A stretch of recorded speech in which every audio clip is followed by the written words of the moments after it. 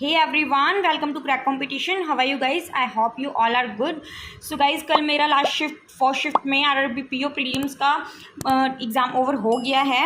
Okay, मैं बताती हूँ क्या क्या आया और कितने मैंने अटैम्प्ट किए. सो फर्स्ट गाइज रीजनिंग में स्टार्टिंग में ही मुझे 3 to 4 क्वेश्चन इनइक्वालिटी के मिले. सो काफ़ी इजी लेवल के थे, सो इजीली हो गए. नेक्स्ट लॉग्स के 3 क्वेश्चन मिले guys.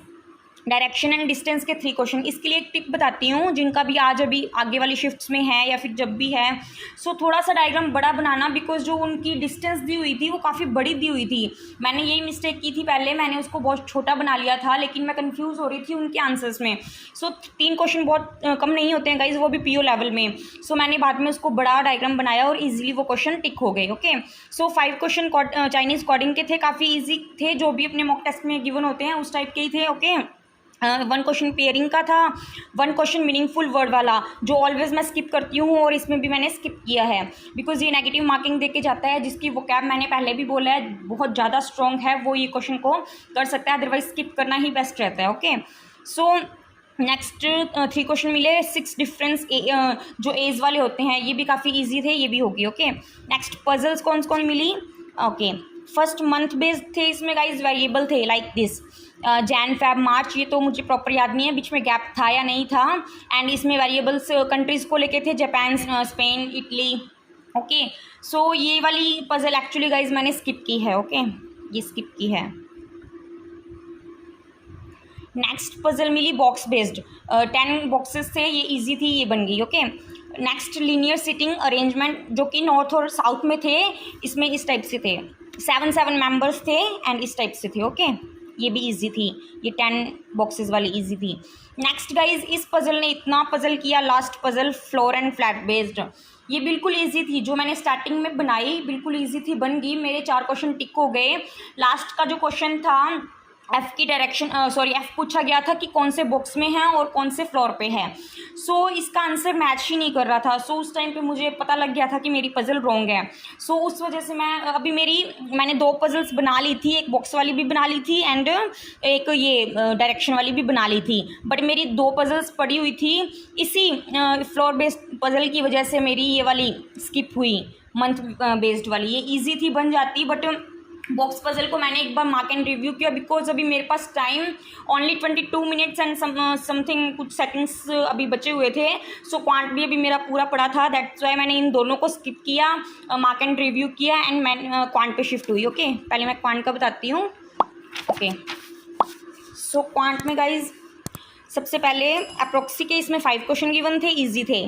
5 question wrong number series के. मेरी मतलब कह लो किस्मत, कह लो कि मैंने थाइन कोड की रॉन्ग नंबर वहीं पे स्टार्ट कर दिया. अदरवाइज मैं मॉक टेस्ट में रॉन्ग नंबर लास्ट में करती हूँ DI के साथ. बट मैंने पता नहीं क्या माइंड में आया, मैंने जैसे ही देखा मैंने स्टार्ट कर दिया, बिकॉज मेरी पजल बिगड़ चुकी थी. मुझे डर था, मेरी 2 पजल्स पड़ी हैं, उस वजह से मुझे जो सामने आया मैं करती गई. ओके, और थाइन कोड की ये ईजी थी और मेरी बनती गई, 5 के 5 क्वेश्चन बन गए.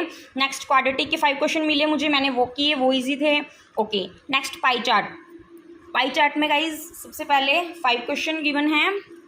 पाई चार्ट में एंड टैब्यूलर में 6 क्वेश्चन गिवन थे गाइज. ओके, सो पाई चार्ट इस टाइप से था, कलर बेस्ड थे, ग्रीन, ब्लैक, रेड, ये इजी था. ये इसके 5 to 6 जितने भी क्वेश्चन थे वो इजीली बन गए. ओके, नेक्स्ट टैब्यूलर बेस्ड मुझे पहले DI करना था, बिकॉज अर्थमेटिक में हमेशा ऑलवेज, चाहे कितना भी स्ट्रॉन्ग रहे मेरा कोई भी टॉपिक, मैं उसको लास्ट में ही करती हूँ. ओके, सो DI देखा मैंने, ये था तो थोड़ा कैलकुलेटिव गाइज, इस टाइप से था, ABCD 4 डिजिट नंबर्स थे इन चारों में, 4 डिजिट नंबर. ओके, सो मुझे प्रॉपर याद नहीं है इसमें 3 थे या 4 थे. सो इस टाइप से ही था.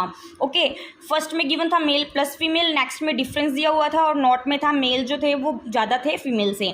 सो ये काफ़ी कैलकुलेटिव थी गाइज, बट ये एक बार पूरा इसको सॉल्व कर लिया तो इसके सब क्वेश्चन ईजिली बन गए. ओके, सो इस टाइप से मैंने इनको किया. अर्थमेटिक के गाइज मैं लिटरली बता रही हूँ, मैंने अर्थमेटिक का एक सिंगल क्वेश्चन भी नहीं किया, बिकॉज मेरे 28 क्वेश्चन इन्हीं बाकी सब टॉपिक से कवर हो गए. एंड मुझे पता था मेरे पास अभी 3 to 4 मिनट गिवन थे, पड़े हुए थे. सो मुझे पता था मुझे पजल के पास जाना है. सो इसके मैंने 28 क्वेश्चन किए गाइज क्वांट में. एंड रीजनिंग में मैं दोबारा उसी पे आई जो मेरी ये वाली थी. इसमें मैं क्या गलती कर रही थी, उन्होंने दिया था H और F में जो है वो 1 का डिफरेंस है. सो मैं उनको एक ही फ्लोर पे लेके चल रही थी. सॉरी एक ही फ्लैट पे लेके चल रही थी, बट एक माइंड में ये क्यों नहीं वर्क किया कि एफ़ को तो मैं, उन्होंने क्वेश्चन में दिया था कि जो एच है, एच के वेस्ट में कोई भी नहीं है, यानी कि एच के ईस्ट में कोई होगा, ये चीज़ थी क्योंकि दो ही दो थे। सो ये चीज़ माइंड में नहीं आई। एफ़ के बारे में तो उन्होंने कुछ कहा ही नहीं। सो मेरी पूरी पजल एकदम एक्यूरेट थी। मैंने एफ़ को बस जस्ट पहले यहाँ पे लिया हुआ था, लेकिन वो यहाँ पे आना था, एच और एफ़ में 1 का डिफरेंस। ओके, सो लास्ट में इतना ऐसे हुआ कि जो मैंने 4 क्वेश्चन किए थे वो मेरे एकदम एक्यूरेट थे। 5th को ही एफ़ को शिफ्ट करके आंसर टिक करना था। सो फिर भी नो प्रॉब्लम, थोड़ा ऐसे पीओ लेवल था, सो मैं नेगेटिव मार्किंग नहीं चाहती थी कि मेरा कोई रॉन्ग हो करने को। मैं अगर इसको छोड़ के और मंथ वाली कर लेती तो वो मेरी बन जाती ईजिली। 3-4 मिनट थे और वो तो आराम से 2 मिनट्स में बन जाती, बट मैंने रिस्क नहीं लिया। मैंने इसी पजल को दोबारा से सॉल्व किया और देखा और मेरी एक्यूरेट बन गई। सो मुझे इतना दुख नहीं हुआ। सो मैंने एक क्वेश्चन तो ये वाला स्किप किया गाइज, मीनिंगफुल वर्ड वाला, और एक मैंने पजल स्किप की। सो ओवरऑल मैंने इसमें 34 क्वेश्चन किए हैं। सो मेरे अकॉर्डिंग तो एक्यूरेसी है, बाकी लेट्स सी क्या होता है। 34 रीजनिंग में एंड 28 क्वांट में। सो गाइज मेरे टोटल हुए हैं 62 out of 80। Okay, let's see what happen. अपने अकॉर्डिंग तो एक्यूरेसी फुल रही है, बाकी आप लोग बताना, सब कुछ यही आया था ना। एंड और कुछ पूछना हो तो पूछ लेना। Thank you and all the best guys.